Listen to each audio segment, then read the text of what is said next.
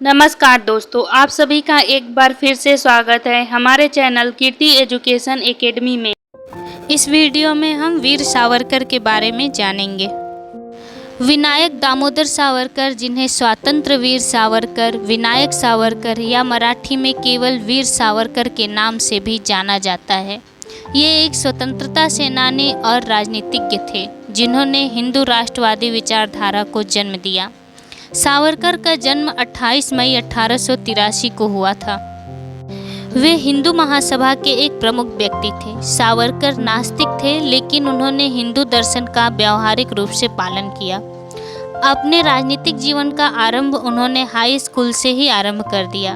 अपने भाई के साथ मिलकर अभिनव भारत सोसाइटी की स्थापना की, जो एक गुप्त संस्था थी। यूके में लॉ की पढ़ाई के दौरान वे इंडिया हाउस और फ्री इंडिया सोसाइटी जैसे संगठनों से जुड़े। उन्होंने क्रांति के दौरान पूर्ण भारतीय स्वतंत्रता का आह्वान करने वाली किताबें भी लिखीं। ब्रिटिश अधिकारियों ने उनके एक उपन्यास the Indian war of independence पर प्रतिबंध लगा दिया, जो 1857 के भारतीय विद्रोह के बारे में था। क्रांतिकारी पार्टी इंडिया हाउस से उनके संबंधों के कारण सावरकर को 1910 में गिरफ्तार किया गया और उन्हें भारत प्रत्यार्पित करने का आदेश दिया गया।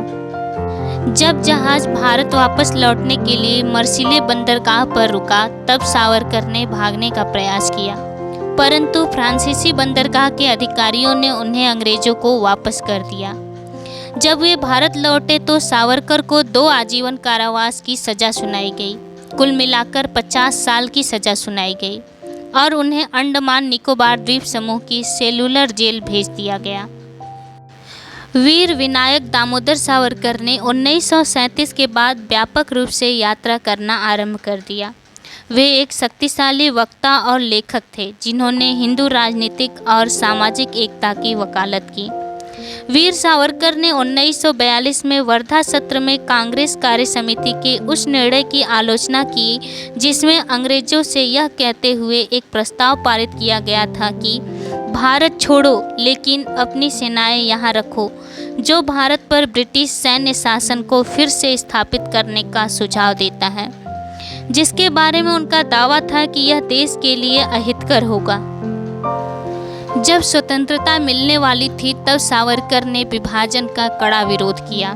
सावरकर की भारत की संकल्पना ऐसी थी जहां सभी नागरिकों को जाति, वंश, प्रजाति या धर्म का भेदभाव किए बिना समान अधिकार और कर्तव्य हों, बशर्ते वे देश के प्रति पूर्ण समर्पण की भावना रखें। इनकी साहित्यिक कृतियां जोश, उत्कृष्टता और आदर्शवाद से परिपूर्ण थीं। 3 फरवरी 1966 को उन्होंने आमरण अनशन आरंभ किया। चिकित्सकों को आश्चर्य था कि बिना दवा के तथा प्रतिदिन मात्र 5-6 चम्मच पानी पीकर वे 22 दिनों तक जीवित रहे।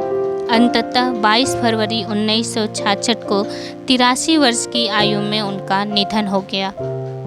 वीर सावरकर के निधन पर तात्कालिक राष्ट्रपति डॉक्टर एस राधाकृष्णन ने कहा था कि सावरकर हमारे देश की स्वतंत्रता के एक कर्मठ और जुझारू कार्यकर्ता थे।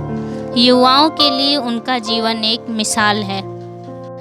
तात्कालिक उपराष्ट्रपति डॉक्टर जाकिर हुसैन ने उन्हें श्रद्धांजलि देते हुए कहा था कि वह एक महान क्रांतिकारी थे, जिन्होंने हमारी मातृभूमि की मुक्ति के लिए अनेक युवाओं को कार्य करने हेतु प्रेरित किया।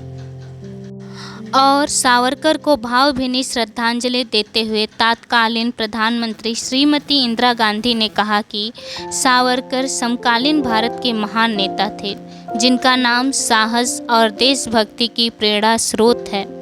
वह महान क्रांतिकारी के सांचे में ढले ऐसे व्यक्तित्व थे, जिनसे अनगिनत लोगों ने प्रेरणा ली। अगर आपको ये जानकारी पसंद आई हो तो कृपया मेरे वीडियो को लाइक कर दें और शेयर कर दें। साथ ही मेरे चैनल को सब्सक्राइब भी कर दें। धन्यवाद।